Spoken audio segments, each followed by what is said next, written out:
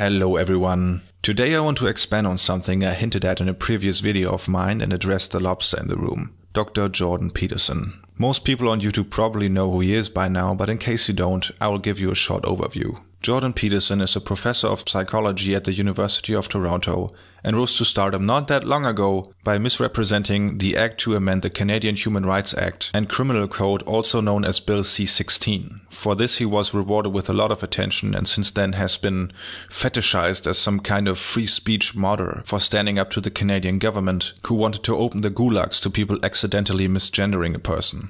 If they find me, I won't pay it. If they put me in jail, I'll go on a hunger strike. I'm not doing this. And that's that. With his recent best-selling book, 12 Rules for Life, An Antidote to Chaos, he's also become the savior of disaffected young males with messy rooms. His main work, however, are his lectures, all of which can be found online, and have now also gathered a significant fan base. There's one thing that stands out when talking about Jordan Peterson's fan base, and that sometimes earns him some uncomfortable questions. Maximox says, thoughts on the Jews? Thoughts on the Jews? Well, the first thing I could say about Jews is that a lot of my friends happen to be Jewish, and okay, all right, what the hell? Address the Jewish question. That's a hell of a thing to ask. Could Jewish individuals use their position of power to seek out revenge against places like Europe and Russia that have a history of expelling Jews? Hold it.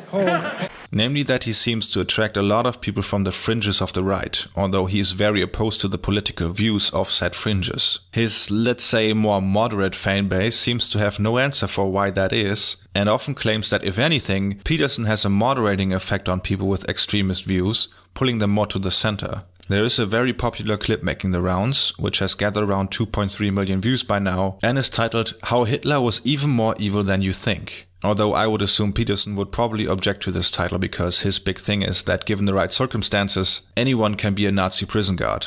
A very revolutionary idea, by the way, that people are shaped by their surroundings. Anyway, the clip is taken from a longer lecture called Maps of Meaning 11, The Flood and the Tower, which I will leave in the description so you can make sure I'm not taking him out of context. In this lecture, he tackles the Nazis' motivation for the Holocaust and gives his own perspective on the matter. It is unfortunate that, as with so many things he says, his own lack of knowledge leads to his points being garbled at best and wrong at worst. Not only is he completely wrong historically speaking and puts into question if his knowledge of Nazi ideology exceeds Hitler's table talk and ordinary men, but the way he frames Hitler's or the Nazis' motivations showcases why the far right finds him so appealing. He doesn't make any excuses or portrays them positively in any way, but what his take and his other work implies fits very well with what the far right thinks. So we'll look at how he is wrong from a historical perspective and why his conclusion is actually dangerous. Let's listen to the clip, shall we?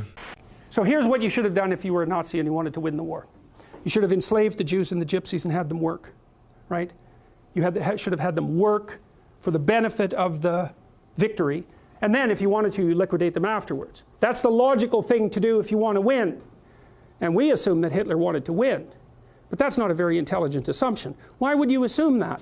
He wasn't exactly a good guy. So why should we assume that he was aiming at the good that he was promoting, even in his own terms, right? The glorious, everlasting Third Reich. So what do you do with the Jews and the Gypsies? Well, round them up, fine. Enslave them, fine. You don't kill them. You certainly don't devote a substantial proportion of your war resources while you're losing to accelerate the rate at which the extermination is taking place. Because that's a bit counterproductive, unless what you're aiming at is the maximum possible mayhem in the shortest period of time. There's a whole lot to unpack just within this short statement. There is the fact that Peterson doesn't seem really sure if it's the Nazis' Third or the imagined by neo-Nazis Fourth Reich he's talking about. There is the issue that calling the Roma, Sinti and others persecuted under the label Gypsies, a term which reproduces questionable language used by the perpetrators of the Holocaust. But the foremost problem is that Peterson doesn't seem to take his own advice seriously. Now, you have to use that dictum carefully. Later in the video, he cites Jung, of course, to make the point that sometimes in order to infer the motivations for an action, one needs to look at the outcome of an action. You can suspend your unnecessary demolition of people, win the damn war, and then pick it up afterwards. Or while you're losing, you can just accelerate the mayhem even though it's counterproductive. It's like, what'd they pick? Well, they picked to accelerate the mayhem. And so to me, there's an old psychoanalytic idea. I think this was derived by Jung.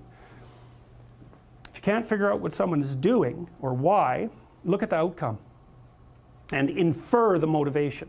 That's not really what historians investigating the Nazis and the Third Reich, or any period for that matter, do. Not just because not every action might produce the outcome desired by the historical actor, but also because, and this is something where Peterson should probably have listened to some postmodern theorists if he had read them, presents the massive danger of projecting your own cultural and social assumptions and rationalities back onto historical actors who, due to difference in historically formed discourse, might operate under entirely different assumptions and rationalities. Case in point, Jordan Peterson asserts that in order to win the war, it would have been more beneficial to round up and enslave Jews and so-called gypsies rather than to kill them. This represents a fairly abhorrent application of capitalist logic of valorization and exploitation. Under the base assumptions our society and the society Jordan Peterson operates under, the mass enslavement and economic exploitation of millions of people represents an understandable, a logical policy. Leaving aside for now that the Nazis did exactly that in addition to mass murder, the problem begins when Peterson juxtaposes this supposedly fine logic with what he asserts the Nazis' real motif for their actions was: mayhem, and getting into the metaphysical Jungian drivel, the mark of Cain. Or are we going to attribute to Hitler the highest possible motives? Say, no, it's an archetypal manifestation of Cain. Now, he's going to put up a front that says, well, I'm your savior. It's like, well, destructive people think that Cain is their savior. The reality is simpler yet more complicated at the same time. Rather than mayhem or any sort of metaphysical manifestation of evil, the Nazis are relatively straightforward in telling us their base assumptions upon which their actions and logic is based upon. It's not mayhem, but rather the idea that the prime objective is the removal, up to and including physical extermination, of Jews and so-called gypsies from the world. Winning the war for the Nazi leadership and the German state at the time means achieving that goal. War, German military theorist Karl von Clausewitz wrote, is the extension of politics by other means. This dictum is as true for the Nazis as it is for virtually every other war of the 19th and 20th century. Nazi politics and ideology is built around one core assumption about the nature of society, the state and history. That all of history, including all social formations, are built around a biological conflict between races, with the most prominent actors on the stage being the German or Aryan race, which represents order, progress and civilization, and the alleged Jewish race, which represents chaos, decadence, decay and destruction. Since in the Nazi worldview all of history revolves around this conflict, so does necessarily the Second World War and the conception of what a German victory looks like in this conflict. Even with the war itself becoming an important catalyst in radicalizing German policy, from discrimination, forced immigration and ghettoization to actual physical extermination of Jews. In his book The Origins of the Final Solution, Christopher Browning writes about the important changes that came with the start of the war in 1939 that not only forced the Nazis to consider what they called the Jewish question in a framework beyond Germany, it also represented a qualitative change. Germany was now at war. For some time, Nazi propaganda had branded the Jew as the enemy of Germany. If war came, it would be through the machinations of international Jewry. The Jew was an integral part, indeed the quintessence of the Nazi Feindbild, or stereotyped image of the enemy. Now that Germany was at war, harsh measures against the enemy, including potential enemies, non-combatant civilians, women, children, seemed self-evident and justified by national interest. We don't even have to look far to get this information straight from the horse's mouth. In a speech from January 13, 1939, so more than half a year before the invasion of Poland, Hitler stated the following: "Today I will once more be a prophet. If the international Jewish financiers in and outside Europe should succeed in plunging the nations once more into a world war, then the result will not be the Bolshevization of the earth and thus the victory of Jewry, but the annihilation of the Jewish race in Europe." Hitler would echo this prophecy several times in public, and after the US entered the conflict, Propaganda Minister Joseph Goebbels wrote in his diary, "Regarding the Jewish question, the Führer is determined to clean the table." He prophesied that should the Jews once again bring about a world war, they would be annihilated. These were no empty words. The world war has come, therefore the annihilation of the Jews has to be its inevitable consequence. The question has to be examined without any sentimentality. We are not here to pity Jews, but to have pity for our own German people. If the German people have sacrificed about 160,000 dead in the battles in the East, the instigators of this bloody conflict will have to pay for it with their lives. But the war did even more than that, since in the view of Hitler and the German leadership, it represented the Manichaean struggle between the German and the Jewish race. It both necessitated every conceivable measure and made more radical policy possible. It is no coincidence that the order by which the T4 killing program aimed at murdering handicapped and mentally ill individuals in German hospitals and asylums was backdated by Hitler to September 1st, 1939, the day of the invasion of Poland.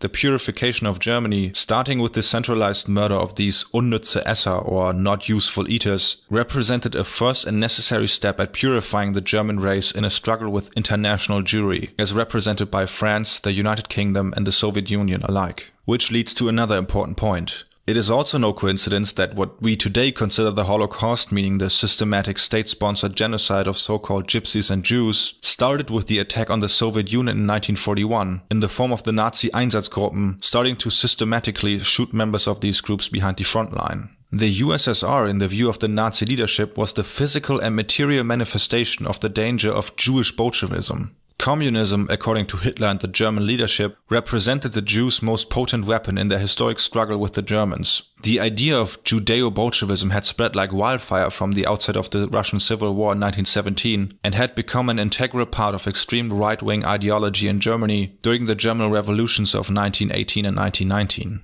As Lorna Weddington writes in her book Hitler's Crusade, Bolshevism, the Jews and the Myth of Conspiracy, it was the juxtaposition of Asiatic Bolshevism with the Oriental Jew that provided the key to National Socialist perceptions of an elaborate Jewish conspiracy, of which Marxism, with its insistence on eminently Jewish values, internationalism, egalitarianism and pacifism, so antithetical to the Völkisch ideal, was a key component.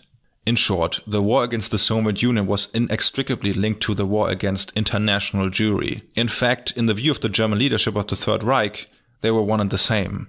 This is evident in how this war was planned and how the systematic murder of Jews in the Soviet Union was an integral element to its planning from the beginning. It was a war of extermination in which victory meant nothing short of the total physical and political annihilation of the Soviet Union, and especially its Jewish population. In his study of Wehrmacht generals on the Eastern Front, Hitler's Heerführer, historian Johannes Hürter shows how deeply ingrained this idea of the war against the Soviet Union being a war of extermination against international Jewry was among the Wehrmacht leadership as well. For instance, the writings of General Hermann Hoth, who during and after the war constantly emphasized these factors by writing, among other things, that Stalin's Soviet Union was a Bolshevist, Asiatic and Jewified state that spread like an oil spill, and like an oil spill needed to be contained. 1941 was the last possible point in time to stop the flood of Jewish Bolshevism at the borders of Europe. What all of this shows is that rather than some abstract form of mayhem, there was a concrete, discernible and explicit basic assumption about the world that dictated the Nazis' actions and logic of these actions. Victory in the war meant the annihilation of the Jews and so-called Gypsies. This was the idea that both the Holocaust and the very nature of the war, how it was planned, organized and executed, was centered around. This is the reason why the Einsatzgruppen started off the systematic murder of Jews and so-called Gypsies in the Soviet Union in 1941, why the death camps opened their doors in 1942, and why the German leadership started accelerating the program of genocide even in 1944. Because to them victory was impossible without genocide. It's also the reason why, based on this assumption, the Nazis did build a system that followed premises that Peterson calls logical and fine. The Nazis did enslave Jews and so-called Gypsies and force them to work in the German war machine. Millions of Jews and so-called Gypsies worked for the IG Farben in Auschwitz, built V-2 rocket sites and the rockets themselves, and manufactured goods for the Wehrmacht. Also, their expropriated assets from robbed art, houses and money to the sale of gold teeth and even hair of murdered Jews netted the German Reich millions of Reichsmark that were invested in the war economy. Economist Zindai Zabludov writes that in late 1930s prices, the value of Jewish assets amounted to $10 to $15 billion. This estimate is based on a 1998 paper by this author. Its methodology draws on the pioneering efforts by Nehemiah Robinson in the 1940s and 1950s and other material. This includes estimates of the Jewish share of wealth for each country in Nazi-occupied Europe, tax records, country estimates published at the time, and the asset declarations that the Nazis forced the Jews to file. In today's prices, today being 2005, the value of these Jewish assets would be some $143 to $215 billion. The Holocaust, which the Nazis very much organized as a for-profit venture, contributed to said capacity. While taking up very little resources and manpower, the camps financed themselves and generated surplus profit, and even the killing campaign was organized in a way that provided what the Nazis perceived as economic benefits. Nowhere is this more evident than when it comes to food policy. Historian Christian Gerlach details this in his book Krieg, Ernährung, Völkermord, when he writes that under the impressions of the German experiences of the First World War, it was an absolute priority of the German leadership to have the German populace fed. They succeeded in this, given that in the terms of calories, the German population was the second best fed one after the US Americans during the entire war. The way this was achieved ties in directly with the Holocaust and the program of economic exploitation. Not only did the Germans go as far as to cause a catastrophic famine in Greece, but one of the very motives why the extermination program sped up in 1942 with the Operation Reinhard death camp starting to operate in Poland was that the Nazis wanted to save food. You don't have to feed dead people, and to kill 1.9 million people you otherwise would have to feed, no matter how bad it allowed the Reich leadership to keep rations comparatively high for the German population. And here's where we get to what I called dangerous conclusions earlier. The reason this is so important, and why Jordan Peterson's musings on Nazism are so objectionable, is rather simple. By understanding that the Nazis' actions followed a rationality derived from their basic assumptions about the world, we are able to grasp the destructive force of racist and anti-Semitic ideology, of a conspiratorial worldview that is centered around the charge of a group wishing to destroy our values, our way of life. By simply ascribing the Nazis' actions to a wish to cause mayhem, to the mark of Cain, their actions are exterritorialized from history, excluded from the process of understanding them. If, as Peterson later posits in the video, the cruelties committed by the Nazi perpetrators are the result of evil or psychopathology, they are excluded from any attempt to understand them as a manifestation of an ideology. We can never fully grasp psychopaths, and by pathologizing the perpetrators of the Nazi genocide, we reassure ourselves that we can never become them. But Nazism was not a pathology, and it was not just a wish to cause mayhem. Nazis were the result of a concrete worldview. A worldview not too dissimilar to that Jordan Peterson and other figures the far-right flocks to are trying to peddle today. If, like Peterson, people perceive the world in a way that posits certain behaviors, attitude and social positions of certain people as primordial, like for instance Peterson claims in his book 12 Rules for Life in stating, culture is symbolically, archetypically, mythically male, chaos the unknown is symbolically associated with the feminine, and further asserts that there are certain groups that are trying to disrupt the natural order of things with a nefarious agenda. And the second thing it's an assault on is everything that's been established since the Enlightenment. Rationality, empiricism, science, everything. Clarity of mind, dialogue, the idea of the individual, all of that is not only, you see, it's not only that it's up for grabs. That's not the thing. It's to be destroyed. That's the goal. Even going as far as to claim this supposed group isn't even interested in talking to you. You see, and this is no aberration that these people don't engage in dialogue.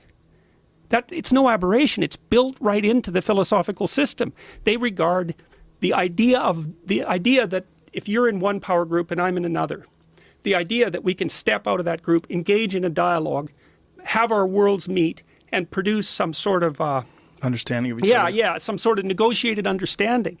No, that's part of your oppressive patriarchal game, that idea. That whole idea is part of your game.